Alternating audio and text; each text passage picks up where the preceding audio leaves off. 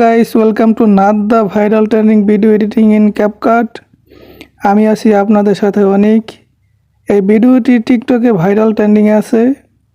Video upload করার সাথে সাথে ফর ইউতে চলে যায়।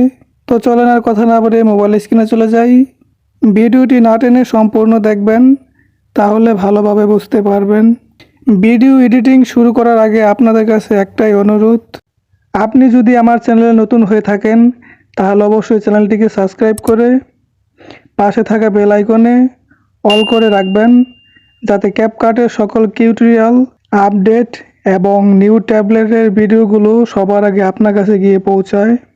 সো গাইস, আপনাকে এই ভিডিওটা এডিটিং করার জন্য আপনার ফোনে কিন্তু অবশ্যই ক্যাপকাট অ্যাপসটি ইনস্টল থাকতে হবে। আর যদি না থাকে তাহলে কিন্তু ভিডিওটা এডিটিং করতে পারবেন না।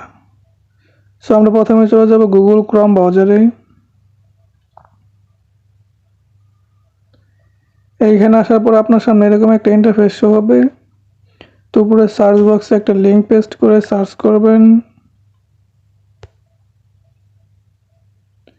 সার্চ করার পর আপনার সামনে এরকম একটা ইন্টারফেস শো হবে। সো গাইস, এই লিঙ্কটা আমার ভিডিও ডিসক্রিপশন বক্সে দেওয়া থাকবে, আপনারা ওইখান থেকে কপি করে নেবেন। আর যদি কপি না করতে পারেন তাহলে ওই লিঙ্কটার উপরে ক্লিক করলে ডিরেক্টলি আপনাকে এইখানে নিয়ে আসবে। তো এখানে দেখতে পাচ্ছেন ইউজ ট্যাবলেট ইন ক্যাপকাট, এখানে একটা ক্লিক করবেন।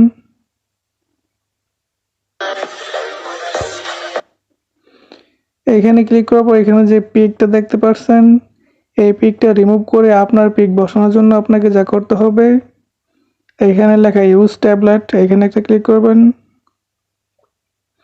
এইখানে ক্লিক করার পর আপনার গ্যালারিতে নিয়ে আসবে। সো আপনি যে পিকগুলো এডিটিং করতে চান সেই পিকটা সিলেক্ট করে নেবেন।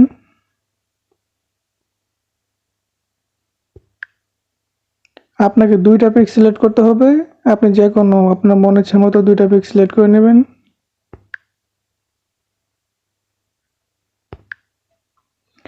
সিলেক্ট করা হয়ে গেলে এখানে নেক্সট অপশন আছে, নেক্সটে ক্লিক করবেন।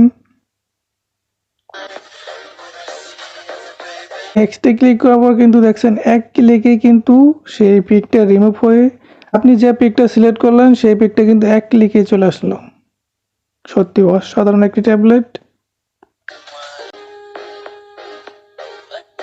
সো গাইস, আপনাকে এই ভিডিওটি ডাউনলোড করে গ্যালারিতে নেওয়ার জন্য আপনাকে যা করতে হবে, উপরে এক্সপোর্ট লেখা, সিম্পলি এখানে একটা ক্লিক করবেন।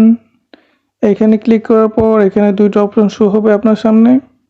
তো এখানে এক্সপোর্ট উইথ ওয়াটারমার্ক, এটাতে ক্লিক করলেই আপনার ভিডিওটি ডাউনলোড হয়ে গ্যালারিতে চলে যাবে।